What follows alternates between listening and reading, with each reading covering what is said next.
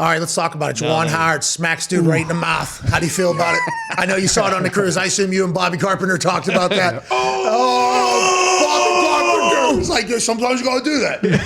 Now, what was the entire like, that was interesting to me, because it is the head coach.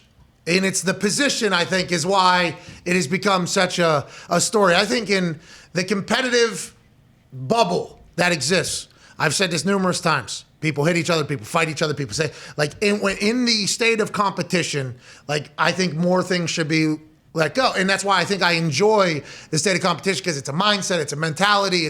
You can have the, hey, I want to beat the hell out of you.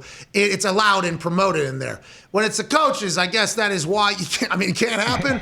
It can't happen. But also, incredible face wash. Yeah. That was a long reach through a couple people. Pow! Right on the side of the mouth of that guy, who I still don't know who the fuck he is. I guess it's an assistant coach, assistant coach or whatever. But that was a scene. That was a scene out there. I don't think I've seen anything like that in some time. I don't think. No, especially how Juwan fought to get through people, to get over there. It almost made me when you watch it in slow mo. Was he going to go at first to punch him and then maybe just to grab somebody, and then he got there and just, like you said, face wash. His hand is gigantic, by the way. That reach he has. Obviously, he played in the NBA for 20 years or something, but I don't know if he was I wonder if was that his original target. I know the head coach originally he had issues with, but then why did he go after that guy, and what made him not throw a punch and the slap? I don't know. I'm curious. I don't know. I think maybe the little whites all looked the same at that time. You know what I mean? I didn't know who the fuck it was. Guard, I guess, is the head coach. Yeah, Greg Gard is the head coach. Yeah. And I'm glad. assistant. Aren't you?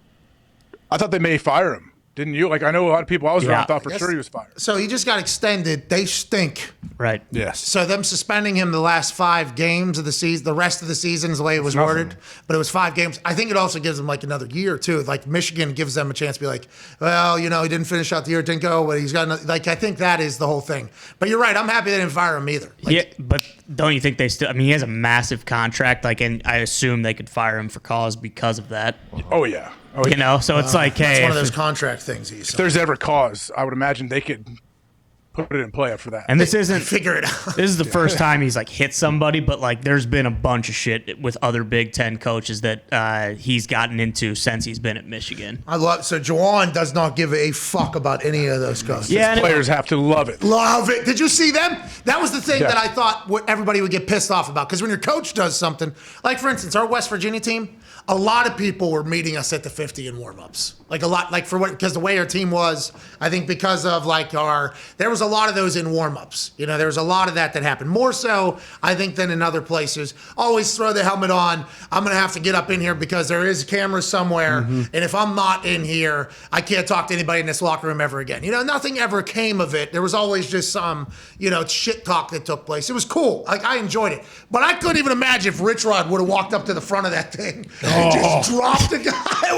They would have been in full war. Fair game. Don't you feel like as a player, if you see your coach go after somebody, okay, cool, this is going to be a full-blown, Braveheart style brawl right here on the field. That's exactly my thoughts. As soon as I saw it, I was like, oh, shit, okay. So then there was one guy that started throwing, but not everybody. There was a lot of people that broke it up. I was almost impressed by the professionalism. Mm-hmm. I was like, hey, way to go, because that seemed like a green light. You know what I mean? That felt like that was almost like that could have turned super nasty real quick. Real quick, yeah. But, the way it was handled, that's – in competition, though, I think it can't be judged as it's judged in real life. I just don't think it can, because in the other shit that Juwan gets into, the state of mind that people have to get into and the competitive stamina you have to get to those positions. I feel like, and that's not me giving an excuse for it, but it is hey, there's a lot of fucking emotions whenever there's a lot of, competition, you're trying to beat somebody. And in sports, you actually see a scoreboard, you actually see everything go on.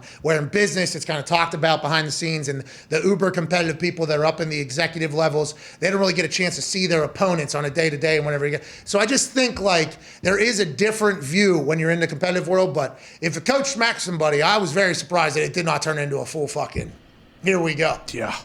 I can't wait till those two teams face off again. We see what the handshake looks like after the game. It might not. Bro, Rich Rod fucking going up there. By the way, because Rich is, the guy he'd be on a stepper for 4 hours in the morning. I think just so mad. I don't know what he was mad about, but his calves were huge, and he was super intense all the time.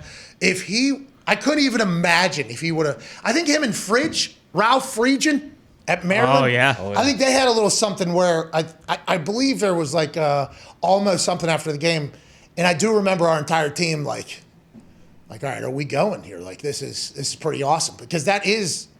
I don't know. I'm surprised it didn't end up that way. It's basketball though. Football, basketball, a little bit different. There's, you know what I mean? It's a little different mentality, I guess. Yeah, it's for both sides though. Like if your coach were to get hit, then it's the exact same thing. Oh, yeah. yes. Okay, here we go. So this Your coach gets hit by, let's say, think if your coach, like Rich Rod, got hit by their head coach, you're going to spear that head coach instantly and take out the whole staff. By the way, even if you didn't love Rich Rod, like even if you didn't love Rich Rod, like Rich Rod was not a player's coach. Like he was not a player's coach.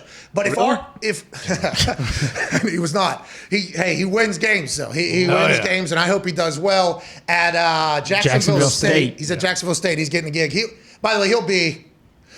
Climbing back in the SEC before no time. Yeah, Rich Rodriguez is going to be giving speeches about, a lot of motherfuckers thought I was gone, like that whole, he'll be back. But if somebody was to hit him, I think our entire team would have been like, all right. So I guess, that's why that is such a big time conversation piece, because if it happens again, it's probably going to end up much worse than this one particular did. Well, and then do you see what happened to the head coach at UConn last night? Oh. He got a technical foul, and then right after it, or a few minutes later, he started pumping the crowd up, and they gave him another tech and kicked him out of the game. College basketball is awesome. I did not know this was happening in college basketball. It was great. Just for one of these, and they booted him. The crowd got rolling, too. He got him rolling. It wasn't like LaFleur trying to pump up Lambeau. Like, they got juiced right away.